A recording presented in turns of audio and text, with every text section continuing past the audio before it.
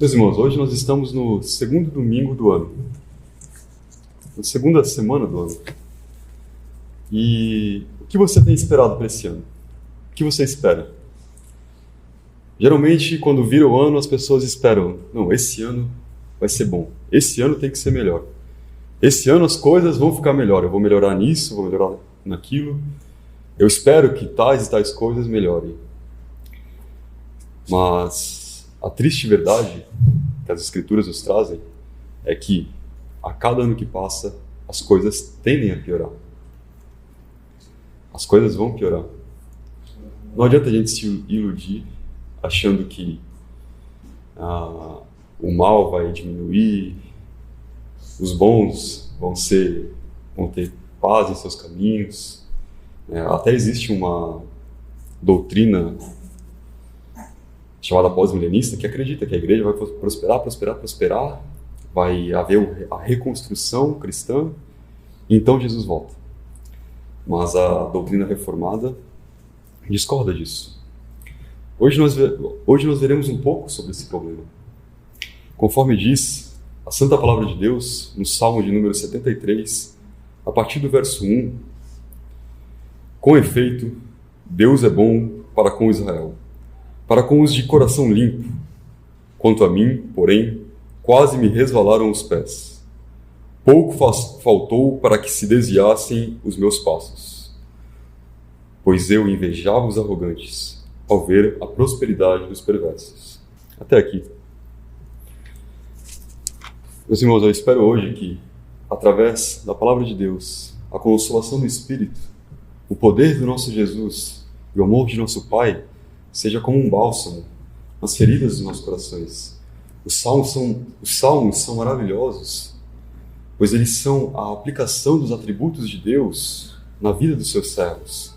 E também, aplicando os atributos, sendo juízo para os ímpios, para aqueles que perseguem os filhos de Deus. Neste salmo, primeiramente, nós veremos a dificuldade que todo cristão, que todo crente tem em ver o mal avançar. Aquela velha pergunta que a gente faz, que o próprio salmista faz: Senhor, o Senhor não vai fazer nada? Depois, olharemos como o salmista confessa esse pecado. Ainda veremos algumas razões pelas quais Deus permite o mal prosperar. E, por fim, a graça em Deus conceder-nos entendimento, arrependimento sobre essas questões espirituais, essas questões também terrenas. Então, o meu primeiro ponto é a dificuldade do crente em olhar a prosperidade dos irmãos. Não é fácil. Não é fácil. Quantos aqui já se depararam com a seguinte situação? Você, buscando ser um cidadão exemplar, cumprindo as leis, você nunca nem atravessou uma faixa de pedestre quando ela estava em sinal vermelho. Você é uma pessoa honesta, íntegra, você não demora mais do que 5 minutos no banheiro do seu trabalho, você busca ser integralmente justo. Por mais que haja falhas em todos, você se esforça para isso. E mesmo assim, com essa postura, as coisas dão errado na sua vida. Aquela promoção no trabalho não vem, o seu filho fica doente, você perde um parente querido, você bate o carro, teu carro quebra no meio de uma viagem. Ou seja, parece que há uma conspiração contra você e você passa a pensar que de que adianta ser bom nessa terra? Por outro lado, aquele seu vizinho ou aquele seu amigo, um colega de trabalho, um colega de escola, quem sabe, sendo arrogante, maldizente, afrontando a Deus, desonesto, passando os outros para trás, a vida dele parece que vai cada vez melhor. Então passa pela sua mente, talvez, que, não há consequência alguma para os maus. Não há consequência alguma para esse modo vil de viver. Vejam, este drama não é exclusividade da nossa época. Este é o drama narrado no Salmo 73. E por quê? Por que a prosperidade dos ímpios incomoda os justos? num mundo caído, nós absorvemos a ideia de que quanto mais você se esforçar, mais recompensa você terá. Não é assim? Essa não é a lógica? E isso é verdade. Claro que é verdade, mas nem sempre. E é por isso que nós nos incomodamos com as injustiças, entre aspas, deste mundo. Para nós a coisa é muito simples. Se você for bonzinho, você merece ter uma vida boa. Se você for uma pessoa má, você merece ter uma vida ruim. Não é fácil?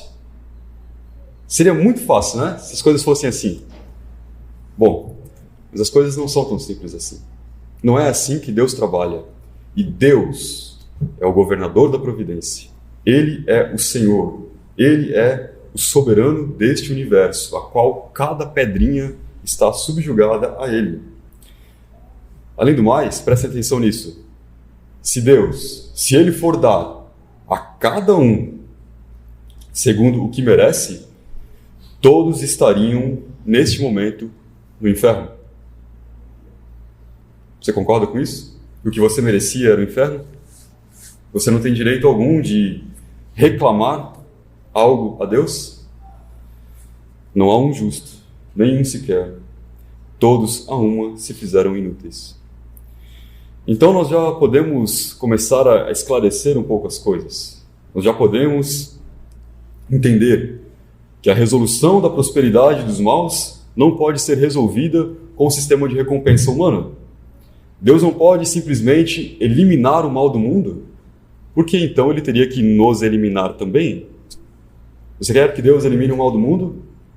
Tem certeza disso?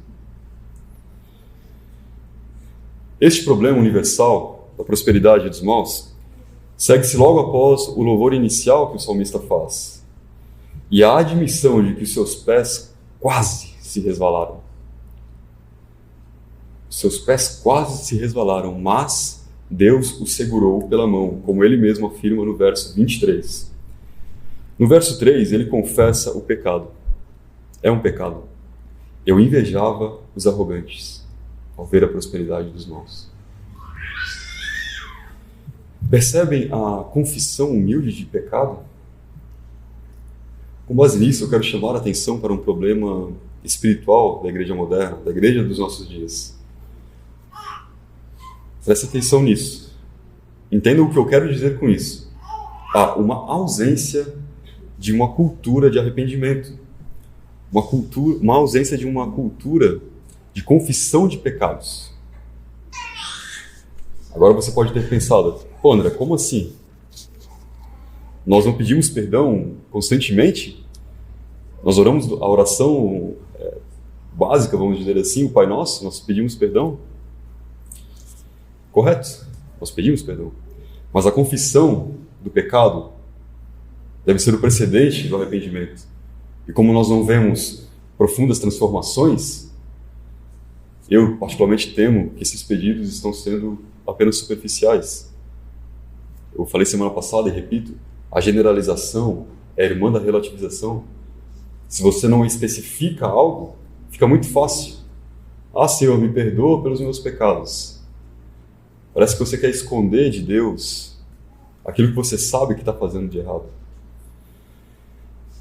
A ausência dessa cultura de arrependimento, que deveria fazer parte do povo de Deus, faz com que as pessoas temam a confissão verdadeira dos pecados. O temor pelo que vão falar dela, o modo como olharão para quem pecou e se arrependeu. Vejam, olha o absurdo. Ao invés do irmão que foi lá e confessou o pecado para aquele irmão que ele tinha pecado contra, ou ainda um pecado que a igreja veio a saber, e a pessoa se arrependeu, ao invés da igreja olhar para aquela pessoa e dizer assim, vejam como ela é espiritual, vejam como há frutos do Espírito, há frutos de que ela realmente recebeu o dom do arrependimento. O que é costume das pessoas fazerem? Focarem no aspecto negativo. Nossa, quem diria que ela ia fazer isso?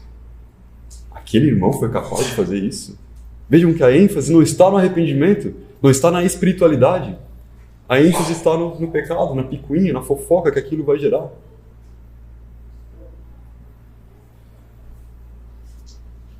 O pecado específico precisa ser confessado e tratado de um modo específico. Vocês pensam, Asaf, pensem nisso, Asaf, o líder do louvor no templo, no santuário. Ele escreve um salmo confessando um pecado. Imagina a dificuldade, né? Uma pessoa que quisesse um cargo de liderança fazer um louvor. E era cantado isso, falando sobre um pecado dele. E esse pecado serve para nós até hoje meditarmos na grandeza de Deus. O arrependimento, ele é um dom de Deus. E o povo de Deus deve buscá-lo de todos os meios. Nós não podemos criar um ambiente hostil para o arrependimento. O nosso noivo, Jesus Cristo, ele quer uma igreja, uma noiva, com essência, não com aparência. Nós voltamos à nossa questão do primeiro ponto, o porquê o sucesso dos maus nos incomoda. Por quê? Ao lermos o Salmo 73, vocês, creio eu, que prestaram atenção, nós observamos que toda a descrição do sucesso dos perversos diz respeito somente às coisas desta vida.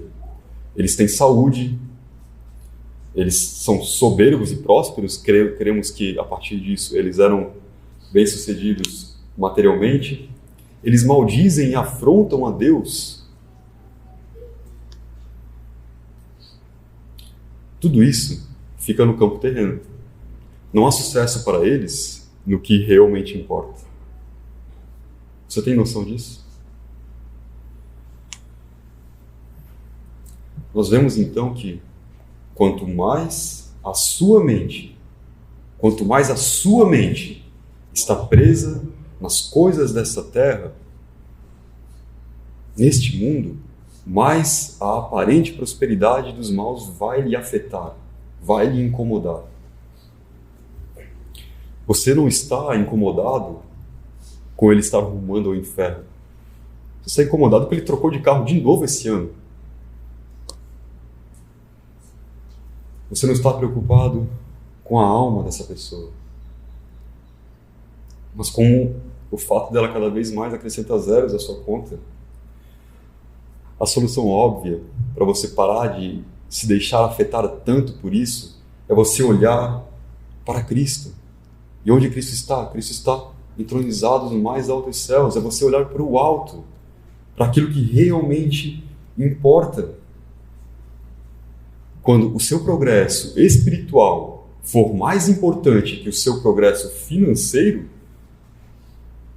seus olhos magicamente serão abertos e você vai ver o quão vaidoso é esse mundo.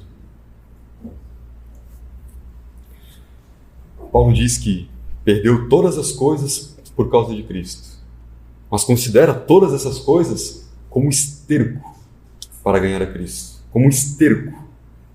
Veja o nível de espiritualidade de Paulo. Ele olhava para toda a prosperidade, tudo aquilo que ele deixou para trás, como um esterco para poder ganhar a Cristo.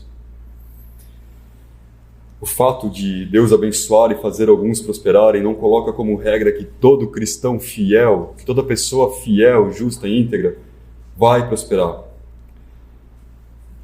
Prestem atenção nisso. A cultura capitalista, a cultura ocidentalizada, transformou a prosperidade nesta vida como uma prova de vida de sucesso. Uma prova, a ideia de que quanto mais bens você tem, mais você venceu na vida. Quando você olha alguém passando com aquela Mercedes azul Netuno, linda demais, você pensa, este venceu na vida. Este tem uma vida boa. Mas agora, responda para si mesmo. O que é uma vida boa?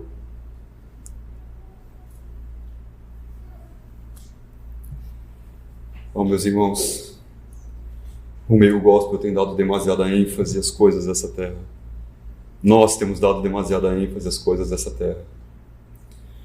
O meio gospel tem colocado pesos enormes nos lombos de pessoas que sofrem por pobreza ou doenças. O fato é que uma vida digna de ser vivida é uma vida que considera as coisas deste mundo como esterco comparadas à glória do nosso Senhor, a glória de servir a Cristo. se tiver que abrir mão de conforto, dinheiro, saúde, seja lá o que for, para servir a Cristo, nós temos que abrir. Ao longo da história, Deus tem exigido muito, muito de seus servos. Coisas que nós nem conseguimos imaginar.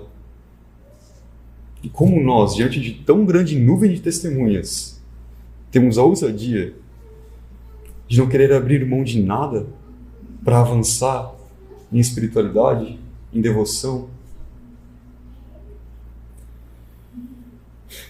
Hoje mesmo podem lhe pedir a sua alma e o que você apresentará diante de Deus.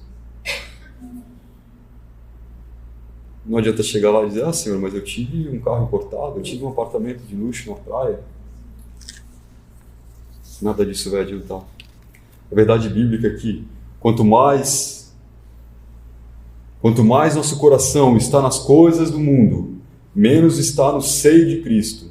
Quanto mais você valoriza o sucesso material, mais difícil será para você avançar em santidade e espiritualidade.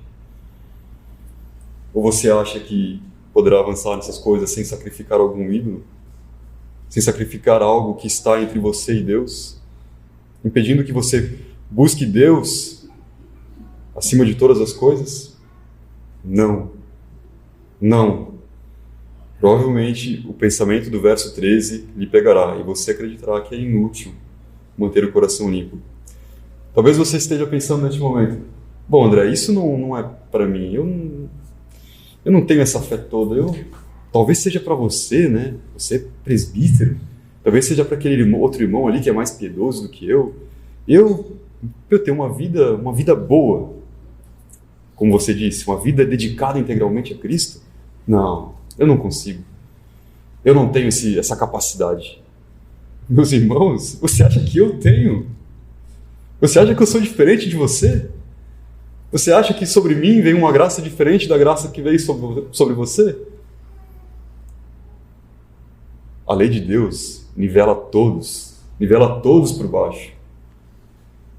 E é este mesmo Deus que encerrou todos sob a desobediência, aplica a mesma graça, é o mesmo Espírito. Não há nenhum melhor do que o outro aqui.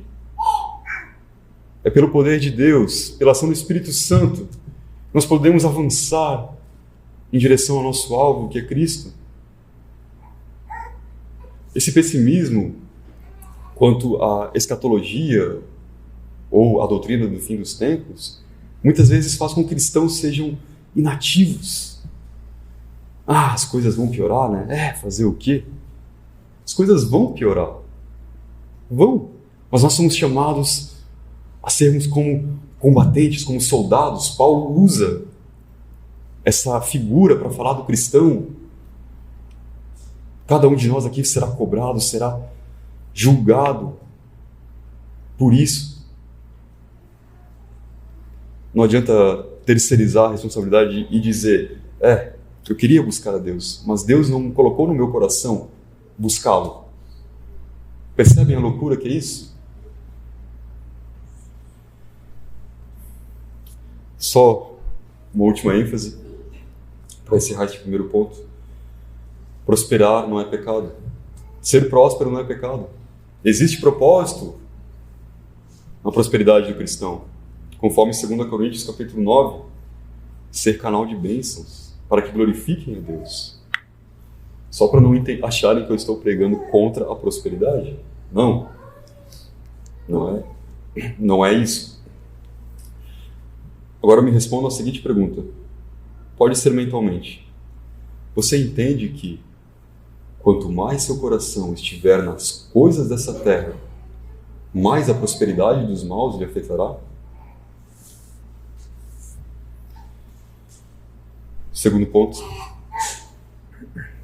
Por que Deus permite a prosperidade dos perversos?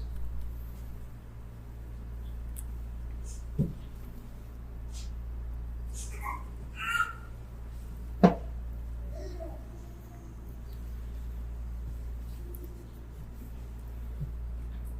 primeira coisa que eu gostaria de lhes dizer é que o mal vai prosperar nessa terra e assim tem que ser. Assim tem que ser. E vejam, não é porque o mal é mais forte do que Deus. De modo algum. A noite vem, não porque as trevas sobrepujaram a luz, mas porque o sol se foi. Deus permitirá que o homem avance em rebeldia e malignidade. Mas Jesus diz, não vos assusteis, porque é necessário assim acontecer. Não tente entender o mal com a mente humana caída. Não será possível. Este tem sido um erro comum na história da humanidade. Como é que isso começa? Ao colocar o homem no trono de Deus. Sereis como Deus. O que acontece? A razão, o intelecto humano também é colocado neste trono. Então, tendo a razão entronizada, afirmações como Deus é todo-poderoso e bom não cabem na lógica humana, não cabem dentro da razão humana. Não faz sentido. Ao vermos a prosperidade dos maus e a paz pela qual descem as sepulturas, como é que você acha que um crente lida com isso? Talvez seja frustrante para alguns. Os ateus humanistas vão dizer que ou Deus não é bom, ou Deus não é todo-poderoso. Se ele é todo-poderoso, por que ele permite o mal? Se ele é bom, ele não permite o mal, mas ele não tem poder para impedir. Vejam, não faz sentido. Eu vos afirmo que nada está acima de Deus. Nem mesmo a razão humana. Nem mesmo a capacidade humana de entender os caminhos de Deus. Nem mesmo a lógica. A lógica não está acima da Escritura. Se fosse possível entender tudo o que Deus faz, ele seria finito.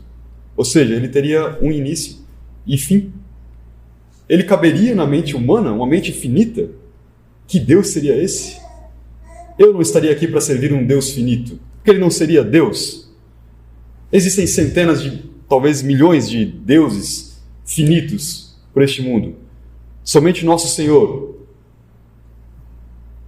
é o Deus infinito, eterno, imutável em seu ser, todo-poderoso. Bondade, justiça, sabedoria, santidade. Deus não seria Deus e nós não teríamos necessidade alguma de fé. Nós poderíamos compreendê-lo, esquadrinhá-lo, teria um manual sobre Deus plenamente ali escrito por mente humana. Talvez você pense agora, bom, André, então fé e razão não conversam? De modo nenhum, tolice. Elas se completam. Sem fé é impossível agradar a Deus, e naquilo que nós não vemos sentido, é ela que preenche as lacunas de um mundo fragmentado pela ausência de respostas. A nossa curiosidade é vil, muitas vezes. A fé traz a solidez que a razão não consegue trazer. A nossa mente, ela é limitada, ela possui limites. A fé, não. A razão, ela vai fortalecer essa fé quando direcionada de modo sadio às verdades do universo. Então, sendo assim, situações que parecem desafiar a lógica, desafiar a existência de Deus e a perfeição dos seus atributos, devem ser respondidas não com razão, mas com fé. Isso ficou claro? Então, o primeiro motivo que eu listo para a permissão divina da prosperidade dos maus é, conforme Romanos capítulo 1, verso 24, para que o homem sofra as consequências do pecado. Deus permite o mal para que o homem sofra as consequências do pecado. Lembram daquela pregação sobre o pecado ser o maior mal que existe? Nós sabemos, desde então, que, se não sabíamos antes, o pecado é o maior mal que existe. Não são as doenças, não é a morte, ou qualquer outra coisa que nós julgamos como mal. Apenas o pecado traz consequências eternas. O pecado está além de todos os outros males, pois ofende o Santo dos Santos. Uma doença não ofende a Deus. Algum outro mal que você julga ofende a Deus em certo sentido, mas todos eles fruem do pecado. O pecado. Então, para colocar relevância nessa verdade, Deus administra a sua graça restritiva. Sabe o que é graça restritiva? O poder de Deus em restringir o mal que há em cada um de nós. Talvez você se escandalize em ouvir isso, como eu me escandalizei em ouvir isso pela primeira vez, mas dentro de cada um de nós aqui, existe a potencialidade de ser um Hitler. A maldade que está em nosso coração, se Deus tirar de nós a graça restritiva, nós podemos ser tão maus como Hitler. Deus administra essa graça restritiva no mundo, permitindo que os homens avancem em malignidade e assim sofram as consequências do seu mal. Romanos 1,24 nos diz: pelo que Deus os entregou também as concupiscências do seu coração, a imundícia, para desonrarem o seu corpo entre si. Percebem aqui que entregar ao pecado já é punição?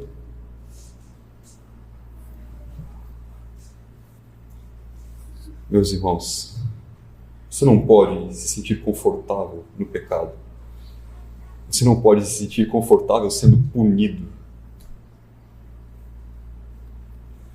Quando Deus entrega os homens a seus próprios desejos, o que vemos é uma escalada em violência, roubo, assassinato, corrupção, ditaduras, etc, etc.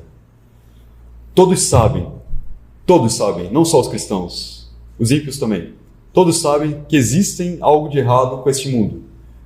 Recentemente eu li em um livro que, eu não lembro exatamente o ano, mas de que dos 10 filmes mais vistos no cinema em determinado ano, 9 eram sobre o embate que existe entre bem e mal.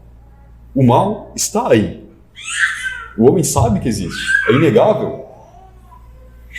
Mas ele não consegue enxergar de onde vem tanta maldade. E na sua loucura em negar as verdades da Bíblia, ele propõe as mais variadas teorias fantasiosas para dizer o porquê das coisas estarem tão erradas. A culpa é da sociedade. A culpa é do capitalismo. A culpa é do socialismo. Para os filósofos, o pecado não existe. Para os psicólogos, são apenas transtornos, são síndromes. Por mais que Deus coloque em evidência que o problema verdadeiro é o pecado, eles não veem. Não há quem entenda. Não há quem busque a Deus. Todos se fizeram inúteis em suas tentativas de descrever de onde vem o mal. E quando o pecado cresce, o mal cresce. Quando o mal cresce, o sofrimento cresce. E a loucura do homem cresce. Deus transforma a sabedoria dos homens em loucura. Mais uma vez eu lhe faço uma pergunta e me responda mentalmente.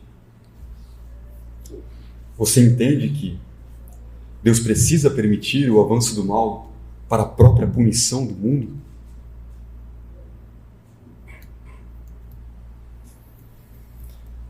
A segunda razão que eu listo é a seguinte verdade bíblica: Deus armazena vasos de ira, permitindo que cresçam em maldade para maior ruína. Sabem o ditado, limitado para o que nós estamos tratando aqui, mas pode ilustrar um pouco, dar corda para se enforcar? É um tolo exemplo, mas entenda que, como diz Gênesis capítulo 15, verso 16, às vezes, a medida de injustiça dos amorreus ainda não está cheia. Ainda não encheu totalmente aquele vaso de ira preparado para a perdição. Vejam o capítulo 9 de Romanos. O capítulo 9 de Romanos é o capítulo da Bíblia, talvez, que mais fale sobre a soberania de Deus. É onde o coração do homem costuma se retorcer. Mas o que Paulo nos diz? Claramente.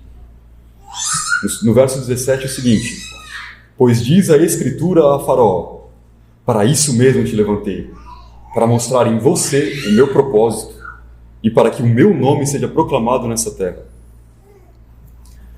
Uma coisa que Alguns revolucionários não entendem que para subjugar um poder, somente um poder maior ainda, isso termina sempre em centralização de poder, em acúmulo de poder nas mãos de um homem só. Mas vejam o que Paulo está dizendo aqui. Faraó, o Egito naquela época nós podemos comparar como se fosse os Estados Unidos hoje, uma grande nação poderosa militarmente, uma nação muito próspera. Deus levanta o Faraó. Para quê? Para mostrar que ele é uma poeira, um gafanhoto. Acaso alguém quer criticar Deus por isso? Paulo dialoga com algum interlocutor imaginário no capítulo 9 de Romanos. Acaso alguém critica Deus por deixar homens crescerem em maldade e arrasarem a vida de milhões? Paulo responde a você com o seguinte verso: o oleiro não tem poder sobre o vaso? E se Deus, querendo mostrar sua ira e tornar conhecido o seu poder, suportou e suporta pacientemente os vasos de ira preparados para destruição?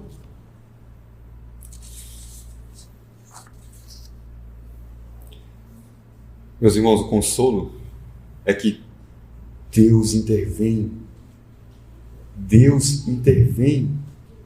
Não importa o tamanho do poder do ímpio que se levanta. Ele sempre intervém. Foi assim no dilúvio, na Torre de Babel, nos grandes reinos de Nabucodonosor, Alexandre, Herodes. Isso para ficar só nos relatos bíblicos. Esses homens, esses grandes homens, eram cheios de poderes. Mas para Deus, como diz Isaías 40, são como uma gota de um balde ou uma poeira. Vamos agora a Roma, no século I. Você é um cidadão romano. Você está lá caminhando pelas ruas de Roma. Você olha o Coliseu, os aquedutos, toda a glória daquele império, todo o poderio militar dele. Jamais passaria pela sua cabeça que aquele império, que todo aquele poder, seria esfacelado de modo tão vergonhoso? Assim é com todos os homens que são encarnações do mal. Eles se acham inalcançáveis, se acham intocáveis. Mas no fundo o Senhor ri deles. O Senhor ri deles. E ainda que aparentemente desçam à sepultura em paz, como Stalin, apesar de sua morte ser controversa, o que lhes espera na eternidade?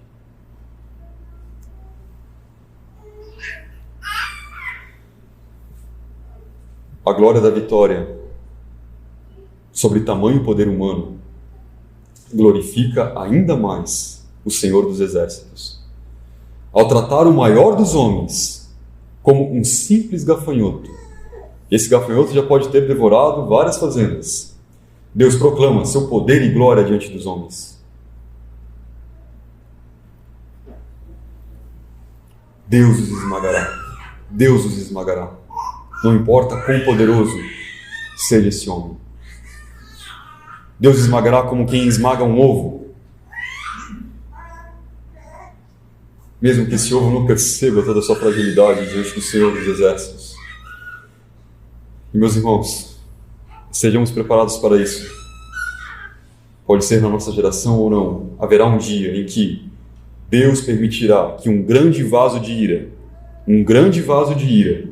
cresça em poder e malignidade, até o ponto onde nenhum outro chegou. Mas tão certo como o ar que respiramos e o chão que pisamos nesse dia, Cristo virá cavalgando nas nuvens e apenas com o seu hálito os derrotará. Por maior que seja o ditador, ele é uma poeira diante de Deus, que com um sopro os lança no inferno. Mais uma vez eu lhes pergunto agora, me responda de novo. Você entende isso? Que Deus permite que grandes homens prosperem em seus projetos malignos para a maior ruína e para a maior glória do nome de Deus? Terceiro motivo para Deus permitir o avanço do mal é Prestem atenção. Para que nos entristeçamos pelo pecado e clamemos pelo bem. Para que nos entristeçamos pelo pecado e clamemos pelo bem. Já refletiu sobre a tristeza? O que é a tristeza? Tristeza é um sentimento dado por Deus, não é mera química hormonal. Tristeza é o sentimento que mais nos proporciona a reflexão. O relato bíblico em 2 Coríntios capítulo 7, verso 9, nos diz o seguinte. Paulo falando aos coríntios sobre determinado pecado. Vejam o que a tristeza segundo Deus produziu em você. Em vocês. Que dedicação, que desculpas, que indignação, que temor, que saudade, que preocupação, que desejo de ver a justiça feita. Não é essa a sua tristeza constantemente? Você não se entristece constantemente desta maneira? A tristeza que nós sentimos ao ver a justiça distorcida, a tristeza pela morte de inocentes, tristeza causada ao nós olharmos para esse mundo e vermos as coisas estarem tão erradas, os valores estarem tão invertidos. Hoje eu estava vindo para a igreja, tinha um casal carregando um cachorro num carrinho de bebê. Às vezes a gente ri disso, né? Mas a noção de pecado, de corrupção, deveria nos entristecer. Essa tristeza, meus irmãos, se for segundo Deus, ou seja, de acordo com a vontade de Deus, ela nos aproximará mais dele. Ela produz o arrependimento, produz a mudança de perspectiva diante das situações, produz uma maneira de ver o pecado em toda a sua malignidade. Talvez agora alguns me achem um pouco melancólico, mas eu lembro de um episódio que, nesses vídeos de WhatsApp que a gente acaba recebendo aleatoriamente, era um vídeo sobre uma rebelião em um presídio lá no norte do país, se eu não me engano. E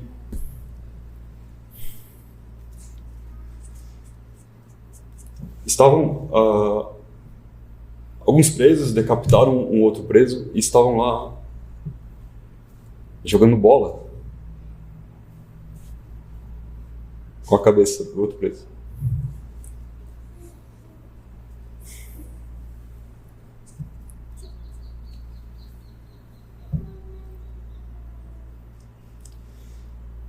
Talvez o mal, o pecado, já tenha anestesiado o modo que você vê a maldade. Talvez você já tenha se acostumado, seja por causa de filmes, noticiários, séries. Já tenha se acostumado a ver a maldade do pecado. Percebe como isso é terrível? Nós nos acostumarmos, nós não nos comovermos, nós não clamarmos pelo bem, não clamarmos pelo reino de Deus. E, pelo contrário, usarmos isso como entretenimento.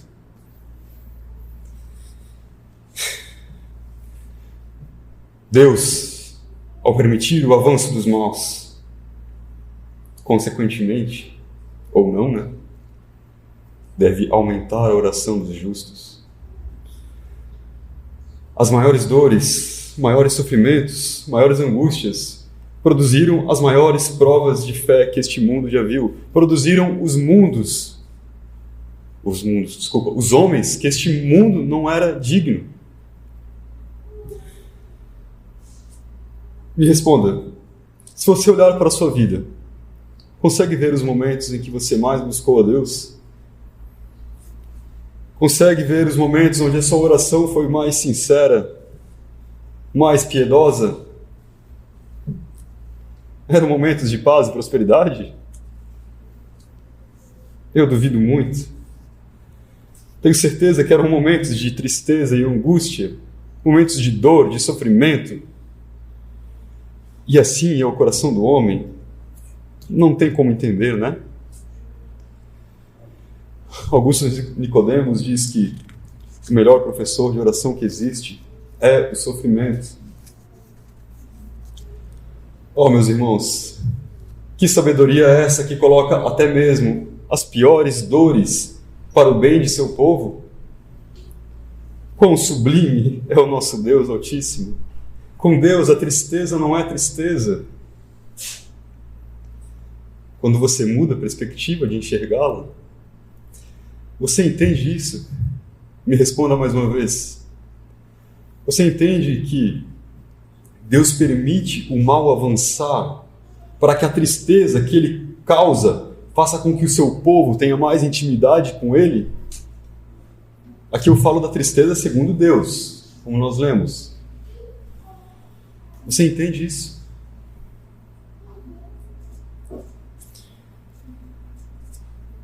Não há tempo para esgotarmos todas as razões. Então, a quarta e última razão que eu listo pela qual Deus permite o avanço do mal é para disciplinar o seu povo. Para disciplinar o seu povo, Deus permite o mal prosperar. Eu gostaria de ler Isaías capítulo 10, verso 1 ao 7, para confirmar essa doutrina bíblica. Assim diz, Isaías capítulo 10, verso 1 ao 7.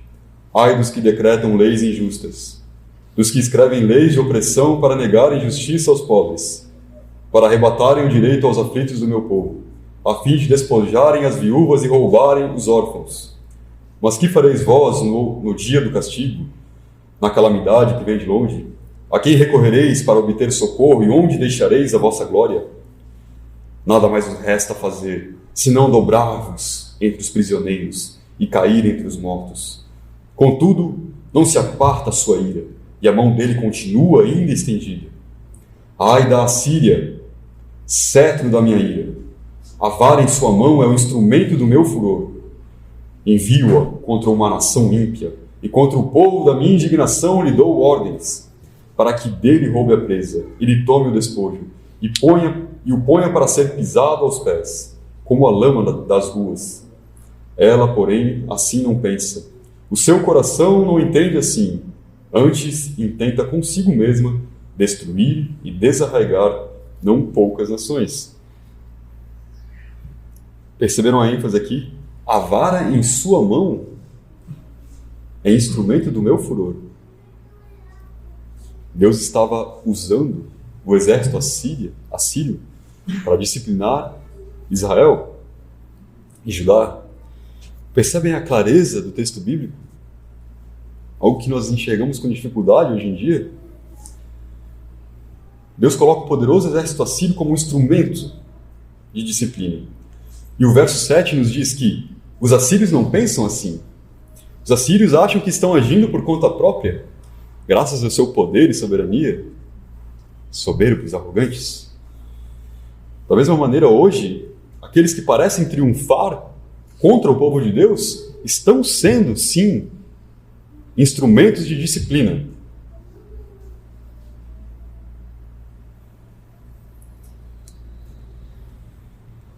Então, ao invés de fazerem o mal, como eles intentam, eles estão fazendo o bem. É óbvio que, quando o povo de Deus abandona um instrumento de santificação, que é a lei do Senhor, Deus nos castigará com seu instrumento de disciplina.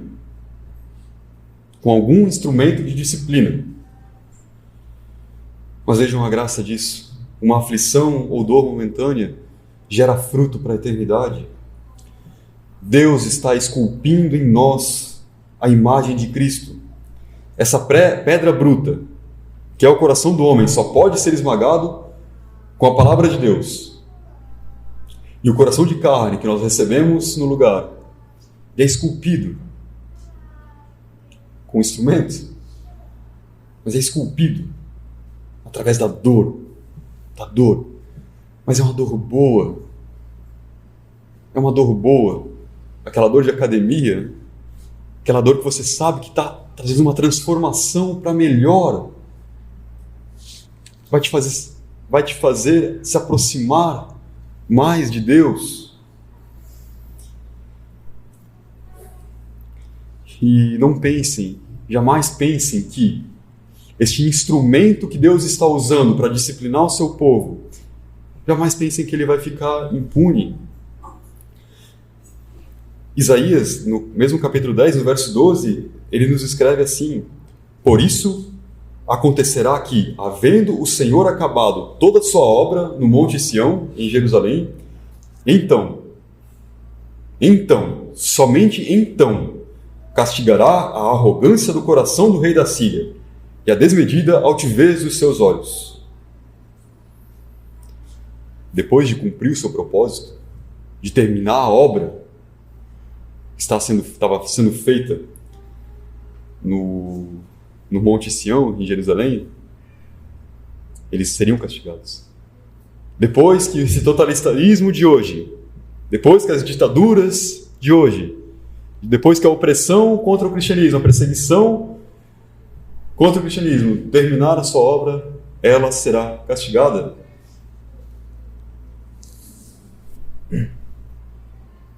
Sabe esse pedaço de pau que Deus usa para nos disciplinar? Ele será lançado às chamas. Não tenha inveja dele. Não tenha inveja da prosperidade dos nossos. Mais uma vez eu lhe pergunto: você entende isso? Você entende que Deus usa o mal praticado por ímpios para disciplinar o seu povo? Para corrigir o seu povo? Para tirar o seu povo da mordidão? Da indolência espiritual? Da preguiça espiritual? Em terceiro e último lugar, neste ponto eu serei breve. O arrependimento leva à espiritualidade e adoração. Ao lermos o Salmo 73, nós vemos uma mudança de panorama a partir do verso 17. O que acontece no verso 17? Até que entrei no santuário de Deus e atinei ao fim deles. Atinei no fim deles. O salmista ele muda o modo pelo qual ele enxerga o mundo. Isso acontece quando ele percebe o fim que aguarda cada ímpio. O que acontece? O que aconteceu no santuário de Deus?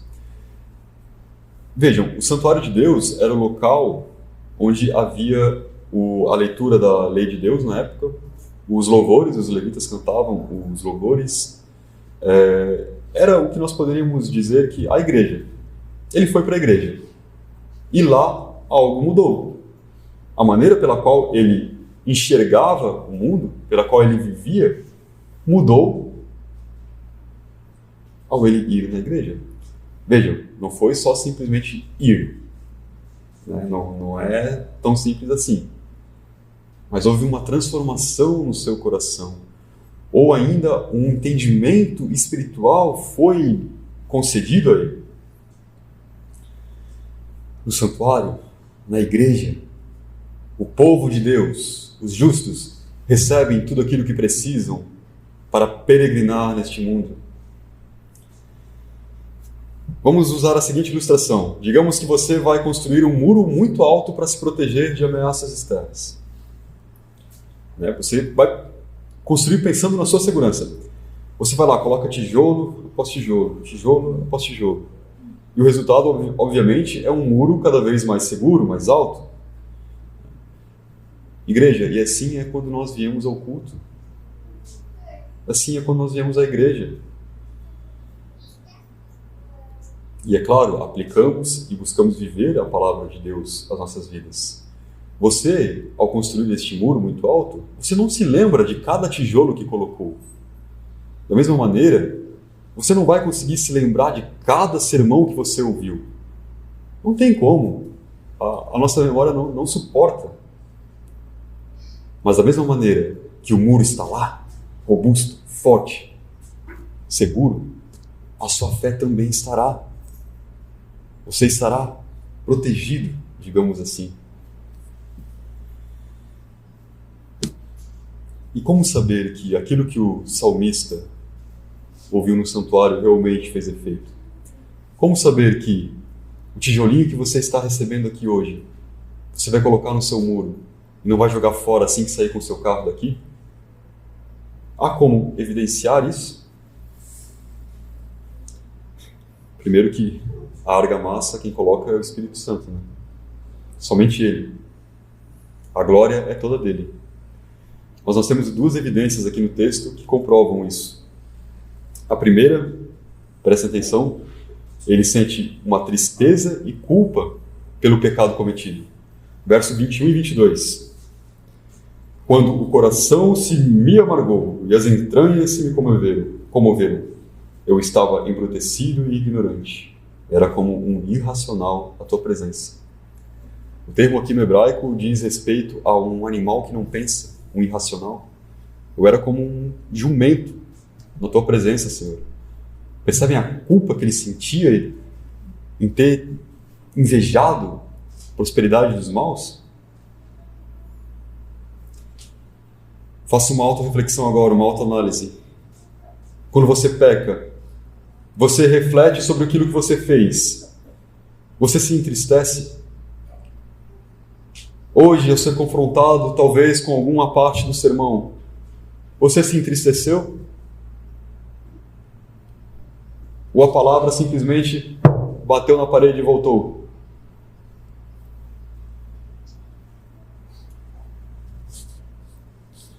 Um dos efeitos mais nefastos e terríveis do pecado é o seu poder anestésico. Quanto mais você peca, menos você sente que aquilo é pecado. Menos você se importa com aquele pecado, mais facilmente você aceita, aquilo passa a ser, infelizmente, normal na sua vida. A segunda evidência, que demonstra que o que ele ouviu na igreja realmente mudou o modo pelo qual ele enxerga o mundo, a eternidade, a prosperidade dos ímpios, está no verso 25 e 26, na qual ele descreve o seu desejo por Deus e a eternidade, e não pelas coisas da terra. É isso que o domina. Vejam, desejo por Deus.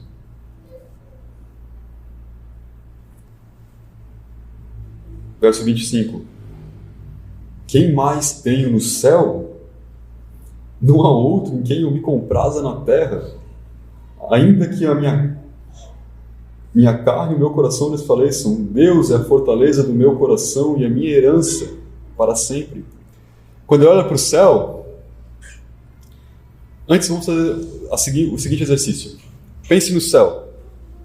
Imagine o céu com aquelas ruas de ouro, aquele mar de cristal, as pérolas, os diamantes, aquela riqueza incalculável, aquela glória. Agora imagine tudo isso sem Deus.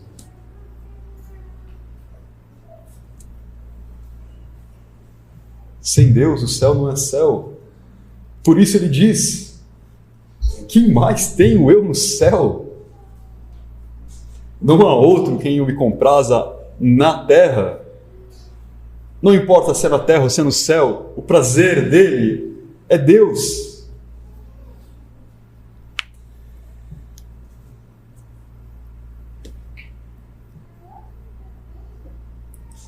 O desejo pela eternidade, o desejo por Deus, domina o espírito dele. Nós evidenciamos assim que ele realmente foi transformado pelo que ele ouviu no santuário. Se você não sente vontade de vir ao culto, de ouvir a palavra do Pai, que filho que não quer ouvir a palavra do Pai?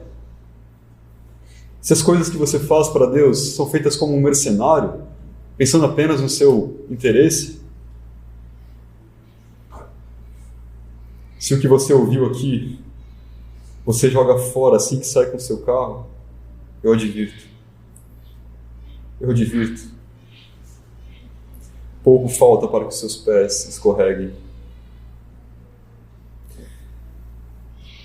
2 Pedro, capítulo 2, diz assim, a partir do verso 20: Sendo assim, se depois de fugir das corrupções do mundo, mediante o conhecimento do Senhor e Salvador Jesus Cristo, são mais uma vez influenciados e vencidos por elas, seu último estado tornou-se ainda pior que o primeiro, porque lhes teria sido melhor não haver conhecido o caminho da justiça do que, depois de conhecê-lo, darem as costas ao santo mandamento que lhes havia sido concedido.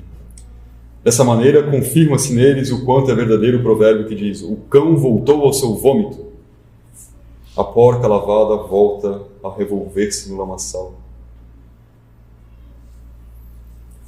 Pedro é duro ao comparar aquele que ouve o conhecimento de Deus e volta para o caminho da injustiça com um cão que lambe o próprio vômito, ou uma porca se mexendo na lama, se revirando na lama. Percebem a responsabilidade que está sobre nossos lombos? Domingo após domingo, ouvindo a palavra de Deus e não avançando, não buscando, permanecendo o mesmo. Meus irmãos, não é o ano que tem que ser diferente, como eu vi em um sermão essa semana. Somos nós.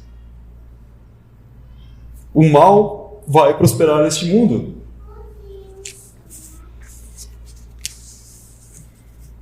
O ano vai ser pior. E você? Verso 27, no Salmo 73, nos diz: os que se afastam de ti, eis que perecem. Tu destróis todos os que são infiéis para contigo. Mais uma vez eu vos afirmo que somos totalmente dependentes do Espírito Santo. Somos totalmente dependentes de Deus. E a nossa total dependência redunda em maior glória ao seu nome. Então não tenha um espírito de derrotado, achando que você é incapaz de algo, achando que o outro irmão é melhor do que você para cumprir essas coisas. Não. Busque, dedique seu coração, entregue seu coração a Deus. Então você vai realmente prosperar naquilo que importa. Você entende isso?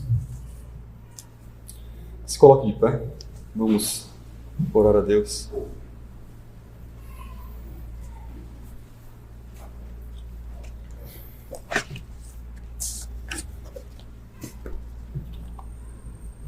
Senhor nosso Deus, nosso Redentor, nosso Libertador, graças te damos, Senhor, pelo privilégio de ouvirmos Tua Palavra.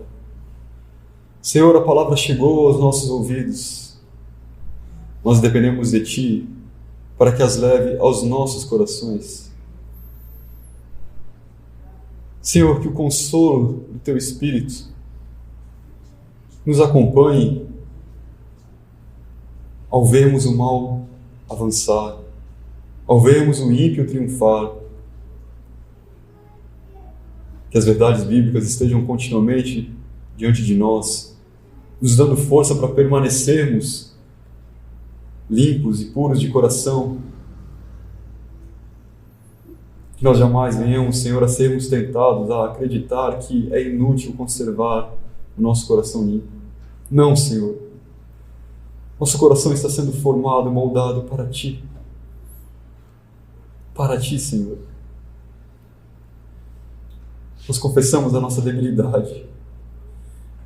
Nós confessamos que constantemente nós invejamos a prosperidade, os bens daqueles que não Te temem. Que loucura nossa, Senhor, invejar alguém que está indo para o inferno. Que loucura nossa, Senhor. Perdoa-nos. Nós somos crianças. Somos crianças, Senhor. E nossa inocência diante das grandes verdades da eternidade. Nós lhe rogamos que, Senhor, que a Sua palavra não seja infrutífera em nós, mas que nos tire da indolência e nos empurre em direção a Ti. Nos faça ter mais intimidade contigo, com o Senhor. Nós lhe rogamos e confiamos Em nome de Cristo Jesus. Amém.